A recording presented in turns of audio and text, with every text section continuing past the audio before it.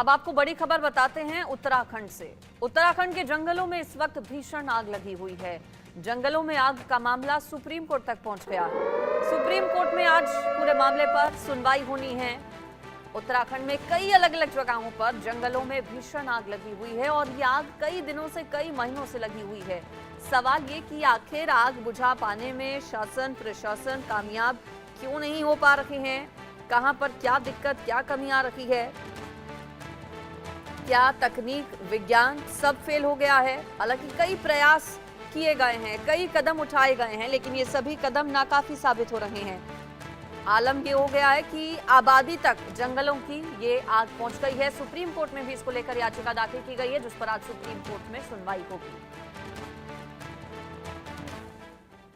उत्तराखंड में आग का तांडव देखने को मिल रहा है। उत्तराखंड में जंगलों की आग विकराल होती जा रही है। जंगल की आग से अब तक 5 लोगों की मौत भी हो चुकी है। 26 लाख की वन संपदा का नुकसान हो चुका है। 1312 हेक्टेयर से ज्यादा एरिया में आग लगी हुई है। पहाड़ों पर आग का तांडव रुकने का, थमने का नाम नहीं ले रहा है। कब तक जंगलों में लगी आग पर काबू पाया जाएगा, ये बड़ा सवाल है। आज सीएम धामी की ओर से इस पर समीक्षा बैठक भी बुलाई गई है।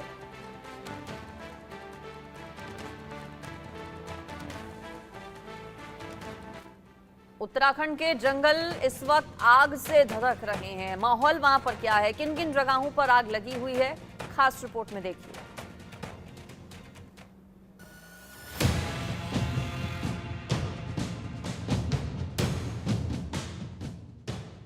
उत्तराखंड में आग का तांडव। देवभूमि में आग ने ली 5 की जान। उत्तराखंड के जंगलों में लगी आग कब बुझेगी? क्यों धधक रहे हैं उत्तराखंड के जंगल? उत्तराखंड में जंगल जंगल आग। उत्तराखंड के जंगलों में लगी आग ने विकराल रूप ले लिया है। चिंता की बात यह है कि अब तक आग से 5 लोगों की मौत हो चुकी है, तो वहीं राज्य में आग से 1312 हेक्टेयर जंगल जल चुके हैं। उत्तराखंड के वनों में आग लगने की घटनाएं थमने का नाम नहीं ले रही हैं। राज्य में अभी तक 26 लाख की वन संपदा का नुकसान हुआ है। पहाड़ों पर आग के तांडव के बीच 5 लोगों की जान जा चुकी है। उत्तराखंड में 1312 हेक्टेयर से ज्यादा एरिया आग की चपेट में है। उत्तराखंड के जंगलों में आग को बुझाने के लिए जहां वायुसेना के हेलीकॉप्टर से पानी डाला जा रहा है, तो वहीं उत्तराखंड के जंगलों में हेलीकॉप्टर से पानी का छिड़काव भी किया जा रहा है। वन विभाग के सूत्रों के मुताबिक जो इलाका आग से ज्यादा प्रभावित है, वहां हेलीकॉप्टर की मदद से आग बुझाई जा रही है, लेकिन अभी तक आग बुझाने में कामयाबी हासिल नहीं हो पाई है। देवभूमि में हालात इस कदर खराब हो चुके हैं कि बेजुबान जानवर भी अब आग का शिकार हो रहे हैं। हालांकि आग की वजह से अभी तक कितने जानवर मारे गए हैं, इसकी कोई पुख्ता जानकारी नहीं मिल पाई है। आग लगाने वालों पर सख्ती करते हुए सरकार ने अब गैंगस्टर एक्ट के तहत कार्रवाई करने का फैसला लिया है। जंगलों में लगी आग बुझने का नाम नहीं ले रही है। वन विभाग एक जंगल में आग पर काबू पा रहा है, तो दूसरे में आग विकराल रूप धारण कर रही है। ऐसे में देवभूमि के लोगों की चिंता कम होने का नाम नहीं ले रही है। Bureau report, India news.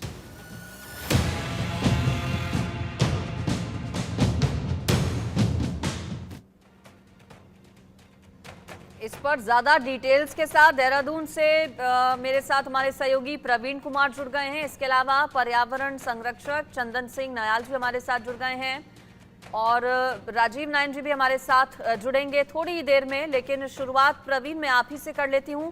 सबसे पहले ये बताइए कि उत्तराखंड के कितने और कौन-कौन से ऐसे इलाके हैं जंगल के जहां पर इस वक्त आग लगी हुई है, और ऐसा क्यों कि सभी प्रयास नाकाफी साबित हो रहे हैं? देखिए, बड़ा सवाल है ये, उत्तराखंड में सारे प्रयास क्यों नाकाफी साबित हो रहे हैं। इस फायर सीजन की बात करें तो 998 जो आग लगने की घटनाएं सामने आ चुकी है और 1300 हेक्टेयर वन जंगल जो है, वन भूमि जिसको कहते हैं, वहां पे आग लग चुकी है। और जो आर्थिक हानि की बात है, तकरीबन 8 से 10 लाख रुपए अभी प्राथमिक रूप से आकलन किया गया है। 5 लोगों की इसमें मौत हो चुकी है और जंगल दर जंगल जल रहे हैं। ऐसा कौन सा जंगल नहीं है जो नहीं जल रहा हो? कहीं ना हर जंगल में आग लगी हुई है। खास करके नैनीताल के आसपास, पिथौरागढ़, पौड़ी और रुद्रप्रयाग के आसपास जंगल में आग विकराल रूप धारण करता जा रहा है और लगातार मुख्यमंत्री भी प्रयास कर रहे हैं। और वायुसेना का भी जो मदद लिया गया था, वायुसेना के हेलीकॉप्टर के द्वारा भी पानी का छिड़काव किया गया, लेकिन बहुत ज्यादा प्रभावी नहीं रहा। दरअसल वायुसेना के जो हेलीकॉप्टर होते हैं वो पानी छिड़कना चाहते हैं, उससे आसपास चला जाता है, और जंगल में जब आग विकराल हो तो जो इस तरह के प्रयास जो है नाकाफी साबित होते हैं, जैसा कि दिख रहा है। दूसरा कारण जो हमारी जो बातचीत हुई थी वन मंत्री से पिछले दिनों, हालांकि वन मंत्री विदेश में है इस वक्त, और विपक्ष भी आरोप लगा रहा है जब राज्य में जंगल जल रहा है तो वन मंत्री विदेश में घूम रहे हैं। मुख्यमंत्री अभी थोड़ी देर पहले बैठक करके रुद्रप्रयाग निकले हैं और अधिकारियों को निर्देशित किया है कि वन में जो है आग लगी हुई है उस पर ठीक है, इस पर मैं अपडेट आपसे लूंगी। बैठक, समीक्षा बैठक आज बताया जा रहा है सीएम धामी की ओर से की गई है। चंदन जी, आपके पास मैं आ रही हूँ। क्या वजह क्या मानते हैं? हर साल ऐसा नहीं है कि पहली बार उत्तराखंड के जंगलों में इस तरह से आग लगी हो, बल्कि हमने विदेशों में भी देखा है। कैलिफोर्निया की भी आपको खबर अगर याद हो, किस तरह से जंगल में आग लग गई थी। ये एक बड़ी चुनौती ना सिर्फ भारत में बल्कि विदेशों में भी रहती है। जंगलों में जब आग लगती है तो आखिर इतनी कठिनाई उस आग पर काबू पाने में क्यों होती है?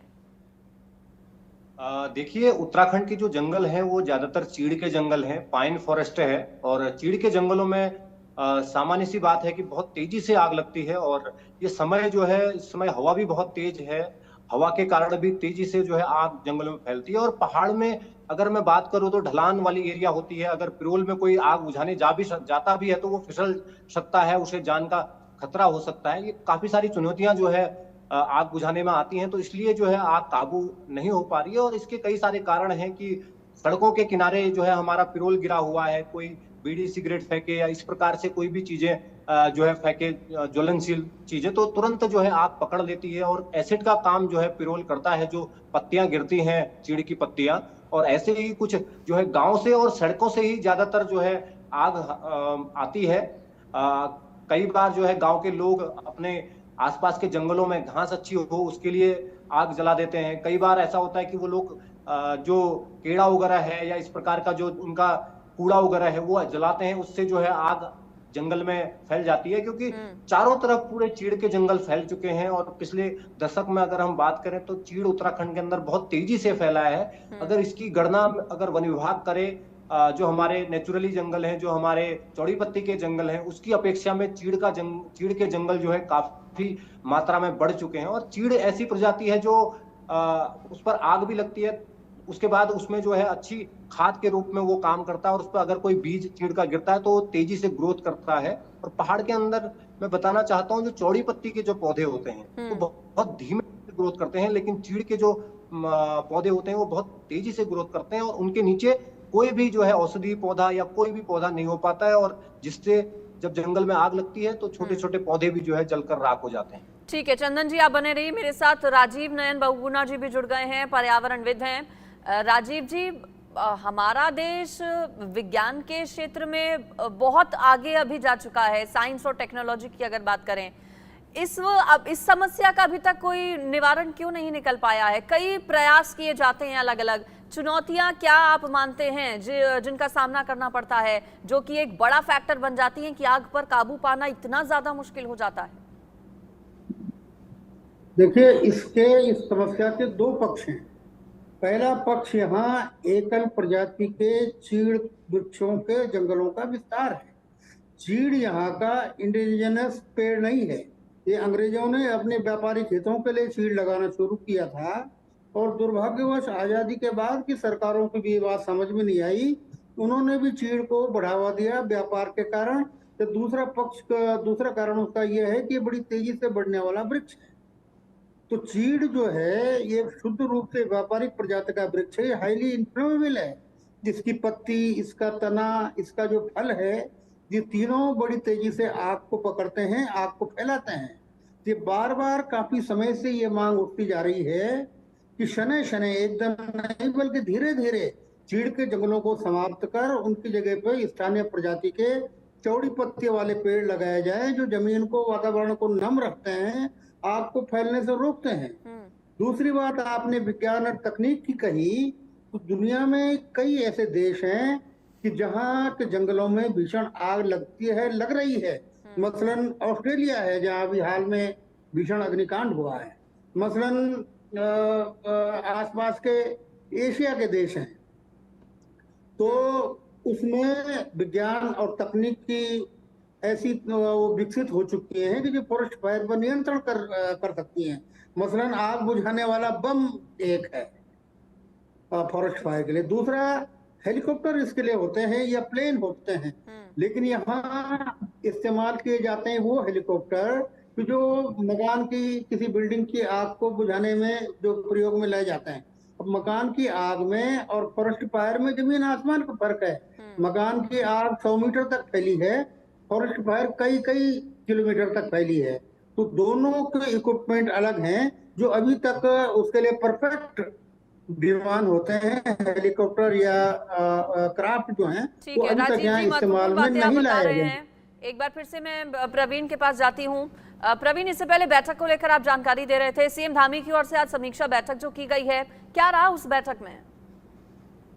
देखिए, उसमें दो बातों पे चर्चा हुई। एक तो मानसून से पहले किस तरह की तैयारी हुई उस पर चर्चा हुई, दूसरा वनाग्नि को लेकर चर्चा हुई कि पिछले सप्ताह जो बैठक हुई थी शनिवार को, उसमें जो टास्क दिए गए थे उस पर कितना काम हुआ और जंगल की आग को कैसे रोका जाए उसको लेकर चर्चा हुई है। और उसके बाद यहाँ से सीधे रुद्रप्रयाग गए हैं। अगस्त मुनि में वो हवाई जो हेलीकॉप्टर के द्वारा हवाई निरीक्षण करेंगे जंगल की आग को, और उसके बाद जो अधिकारियों के साथ बैठक भी करेंगे। तो सरकार कोशिश जरूर कर रही है, लेकिन एक अच्छी खबर यह है कि मौसम विभाग ने जानकारी दी है कि आज रात तक बारिश हो सकती है। तो अगर बारिश होती है तो प्रकृति जो अपने अनुसार से आग को कंट्रोल कर सकती है। तो एक अच्छी खबर ये भी है। जी बिल्कुल, तो यानी कि अब मॉनसून का इंतजार है और बारिश से ही सिर्फ आस है कि बारिश हो तो कुछ राहत मिले, निजात मिले इस आग से। कितनी खतरनाक है चंदन जी इंसानों के लिए ये आग? वन संपदा को बहुत नुकसान पहुंचता है। जंगल वैसे भी बहुत ज्यादा बचा नहीं है, और जो बचा कुचा जंगल का इलाका है हमारे पास, अगर वो भी इस तरह से आग में धधकेगा तो फिर ये कितना बड़ा नुकसान आगे आने वाले दिनों में आप मानते हैं, इंसानों के लिए भी, हमारे नेचर के लिए भी?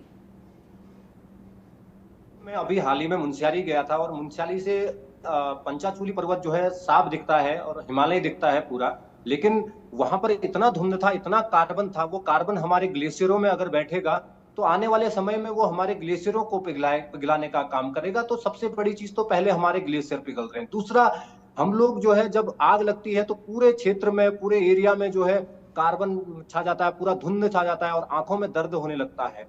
छोटे छोटे जो बच्चे होते हैं उनकी आंखों में प्रॉब्लम हो सकती है और कई सारे सांस की बीमारी जो है इससे हो सकती है। और आने वाले समय में, आने वाली पीढ़ी के लिए ये बहुत बड़ा संकेत है जिस प्रकार से तापमान बढ़ रहा है और जंगल की आग से हमारे जो पानी के स्रोत हैं वो धीरे धीरे खत्म हो रहे हैं। अगर मैं उत्तराखंड की बात करूं तो अधिकतर लगभग 30 से 40% वाटर सोर्सेज जो है हमारे सूख चुके हैं। अगर हमारे अपने नदियां जो हिमालय से नहीं निकलती है, नदियां गैर हिमालयी नदियां हैं, अगर उनकी हम लोग बात करें तो उनकी स्थिति इतनी दयनीय है।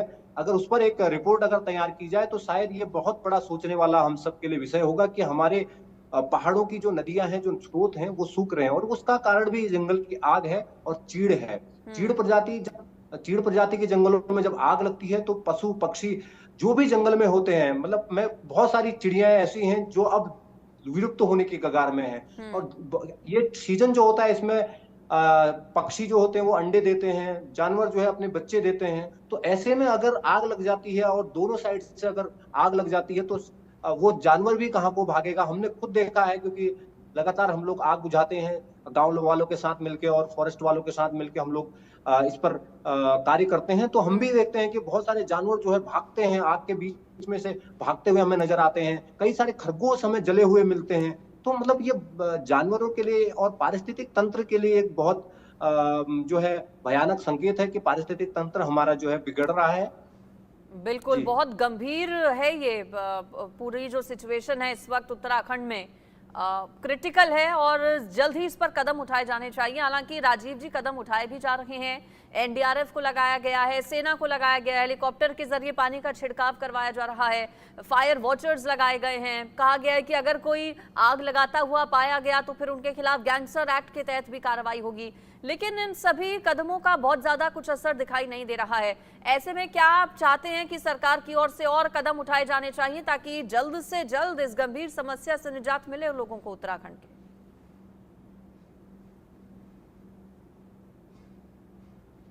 राजीव जी। अच्छा, आपने मुझसे पूछा? जी। जी, सरकार की ओर से इसमें सबसे पहले जो मैं बार बार कहता आया हूं, कई मुख्यमंत्रियों को, कई मंत्रियों को सुझाव दे चुका, चाहे इसके लिए सुप्रीम कोर्ट की शरण में जाना पड़े, पर्यावरण की जो केंद्र की अथॉरिटी है उसकी शरण में जाना पड़े, ये उन्हें कन्विंस करना पड़ेगा कि हाँ, चीड़ की जगह पे दूसरे स्थानीय प्रजाति के जो वृक्ष हैं जो पहले थे अंग्रेजों नहीं, के आने मामला से पहले, सुप्रीम कोर्ट तो पहुंच उनका गया है। यहाँ आज रोपण थोड़ी किया देर में जाए। इस पूरे मामले पर सुप्रीम कोर्ट में सुनवाई भी होने वाली है, लेकिन क्या आपको लगता है कि सिर्फ अगर ये कदम उठाया जाता है तो फिर जंगलों में हर साल जो आग लगती है उस पर काबू पा लिया जाएगा?